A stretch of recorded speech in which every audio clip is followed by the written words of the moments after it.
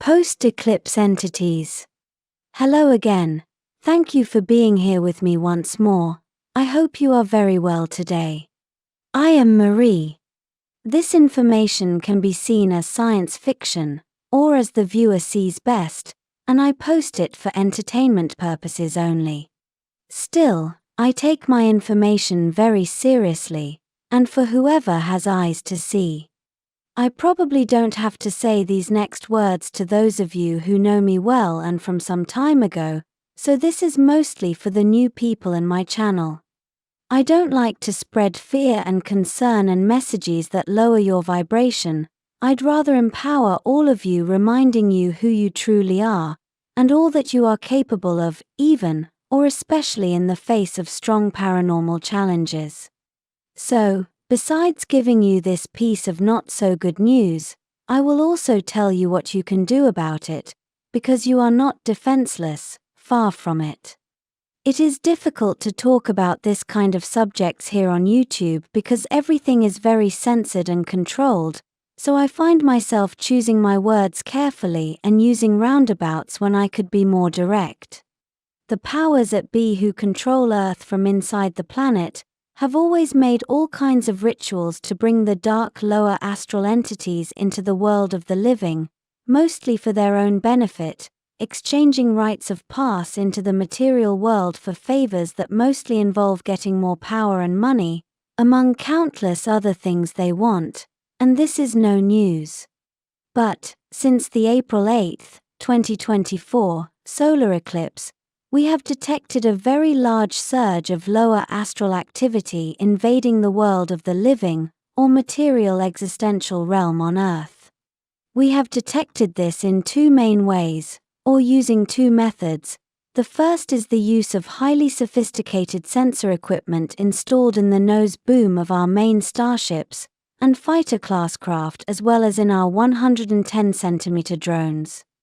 The second is the observation and analysis of observation reports found on the web on Earth.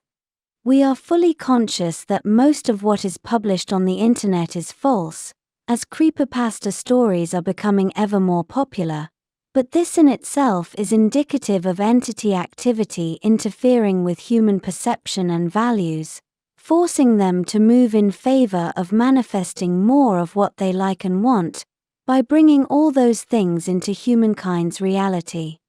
In that case, you could also argue that I am doing the same thing by telling you all these things, yet, I strongly think that ignorance, and a strong belief that all these paranormal subjects are all made up and unreal, are not enough to prevent those entities from strongly interfering with anyone's life.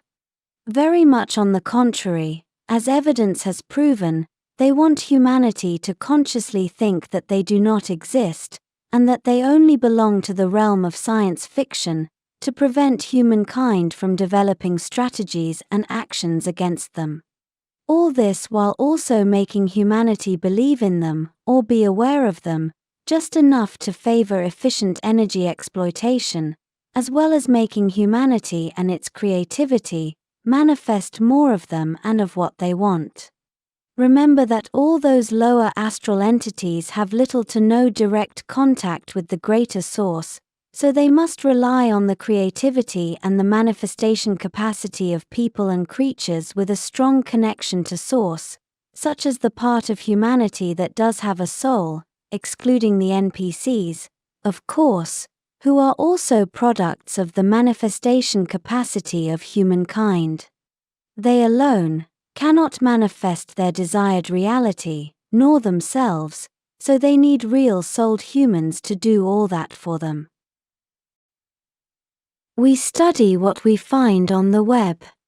Although we are conscious that most of what you can find there about paranormal encounters and subjects is false, or simply creepypastas, we can filter out all those false events and things from the ones that we think may be genuine or real, all this with some practice, as well as knowing what to look for. You can do this as well, with some dedication. Then we compare what we find on the web with our own sensor data, and although they do not always match, many times they do, and this is from where we draw our best assessments and conclusions. There has been a very high increase in paranormal activity of all kinds, but especially of entity sightings, including the ones that can be classified as demonic. Since the April 8 solar eclipse, there has been a very large number of people complaining about unusual paranormal activity, and also of videos that show lower astral entity activity all over the world, and although the videos themselves are proof of nothing, as they are very easy to falsify, the circumstances around them are not so discernment here is very important while making any decision if something is real or not. Sorry to say that paranormal research is not an exact science. We compared this with our sensor data and they do match. There has been a strong increase in lower astral entity activity as detected by highly sensitive equipment, which is comparable with what you call an interferometer, on Earth. We attribute this directly to the rituals of Pass performed during the eclipse, combined with the use of artificial portals that open bridges between both realities, artificial portals that are mostly hidden in plain sight, passing off as extremely expensive scientific research equipment. You know which one, as I'd rather not mention it here. I must also state that most of the artificial portals are hidden in deep underground installations, most of them under military control. People all over the world are reporting, and even recording on their digital cameras and phones, what they call demonic presences, and movements around their homes and the buildings where they work, and they say this is occurring mostly after the eclipse, and in spaces where that kind of activity was never reported before. People all over the world report the same things over and over again, and people who are not connected, so they couldn't have agreed to say the same things.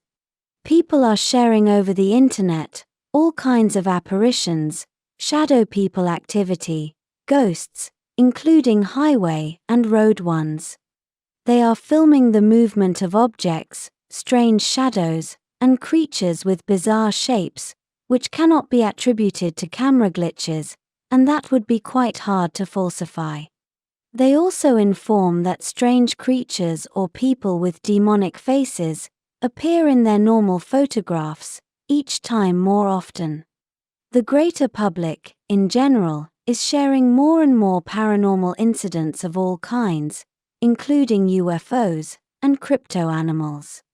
Human paranormal researchers who are aware of this increase in paranormal activity mostly dismiss this as collective hysteria, but in my opinion, even if this would be the case, the appearance of said mass hysteria is also indicative that something unusual is happening. I am also perfectly aware that people are connected through the collective unconscious of Earth, where they unknowingly pass their information to each other in a telepathic way, and this would also include mass hysteria precursors, as I have explained in other videos. But even mass hysteria is a strong indicative that there is some kind of strong disturbance in the telepathic, collective unconscious field of Earth. But I do not believe this is a case of mass hysteria, as our sensor data, which is quite conclusive, does show innumerable hotspots on Earth where the lower astral is crossing over to the world of the living. This is seen when a starship or a drone draws a frequency map in its computer, where the frequency range we know belongs to the lower astral overlaps with the frequency range we know belongs to the material world. I can describe this with a graph where several spikes of lower astral frequency punch through the delicate barrier that separates the lower astral realm from the material world. Those spikes are present all the time, but have increased dramatically since the April 8 eclipse. When we place the location of those spikes over a traditional map, they mostly correspond to the places where paranormal activity is to be expected, such as abandoned buildings, houses, new and old, and places such as churches, old monasteries, graveyards, sports stadiums, government buildings, military installations, jails, and even road crossings and other areas with large amounts of accidents. There is no real barrier between the astral and the world of the living. As I have explained before, what separates both realms, as well as any other, is the range of perception of the people who inhabit such realms, and what they have personally and collectively agreed are the limits of their worlds. What defines a realm is only the ideas and the capacity of its inhabitants to perceive and to understand what surrounds them, all of which is only a reflection of their level of consciousness, and a mirror of who they truly are. And this means that all that separates the world of the living from the lower astral, or whatever other astral or heavenly realm, are the ideas of the people in each one, ideas that in the end are things, as all matter spawns from concepts held in the mind of those with a soul, and who manifest them as part of who they are. Rituals of all kinds, like those the Cabal uses to summon dark entities, are nothing more than ideas, but ideas are things, as I said. Those rituals are giving permission to pass over from one realm to the other, because everything works with rules, and rules are again ideas, and words are also things, as they are a compressed form of agreed ideas, and they hold great power as well, especially when combined in a specific order. But know that rules and ideas also exist in the astral realms, and as they are lighter in general, less dense than the so-called material world, those ideas and concepts are stronger, more in the shape of a material solid barrier, that prevents entities to pass from one side to the other.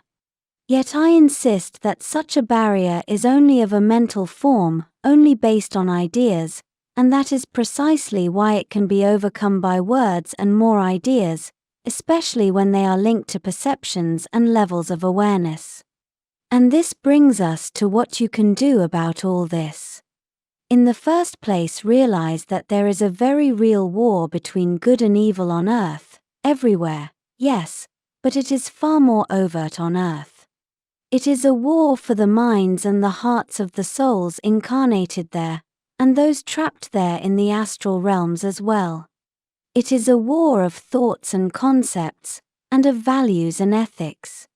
This is why the Cabal and its dark controllers do everything possible to confuse and mislead the human population, so they cannot know what is real and what is not, so they cannot have firm values and ethics.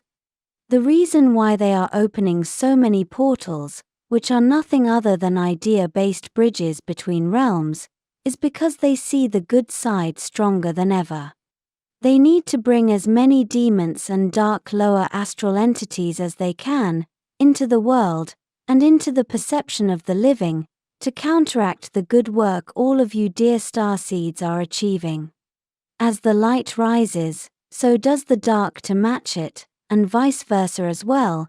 This is a law for any realm bound by the perception of duality. You are far from helpless, and this is why they must summon as much demonic help as they can. They fear you, and that is why you must never fear them, because fear is their weapon, not yours. Do not confuse caution and prudence with fear. There is much danger in all this, but nothing you cannot handle. As there is danger in all this, do not mingle and do not mess with things you do not understand, so stay away from all kinds of dubious or dark rituals.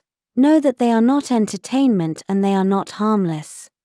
They flood the media with rituals of all kinds, especially in movies, series, and music, but not only, because even the symbols of many of their corporations hold ritualistic meanings. They do this, not only to normalize rituals and the demonic with the greater population, by repetitive exposure, but also because they grant pass to lower astral entities, over the people who like and who are exposed to all this. If you have a haunting, or a ghost in your house, do not interact with it unless it is absolutely necessary, and it is at this time when you must be firm with it, telling the entity that you know it is there, and that you do not agree with its presence, as the world of the living is no place for a spirit.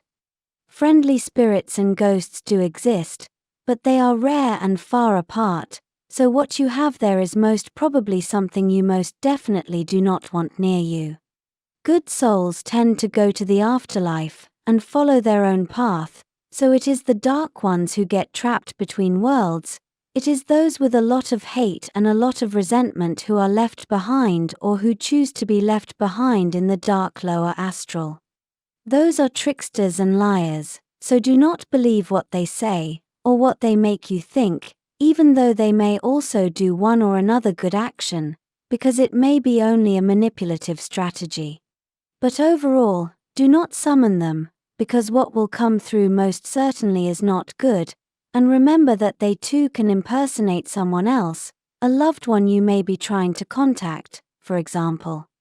They do that all the time, they make you believe they are someone else. And please remember, never ever label or give a name to a ghost, as this is also a strong way to give it the right of pass. This is not a fun game, and it can quickly get out of hand, and if that happens, it will be very difficult for you to get any help, as modern science and society are still at the level of thinking all this is unreal, under the lame excuse that there is no proof, when in fact there is proof of the paranormal and its activity all over the place, and all over Earth, and this is quite evident for whoever has eyes to see. This subject will continue soon. As always, thank you for watching my video, and for liking, sharing, and subscribing for more. And I hope to see you here next time.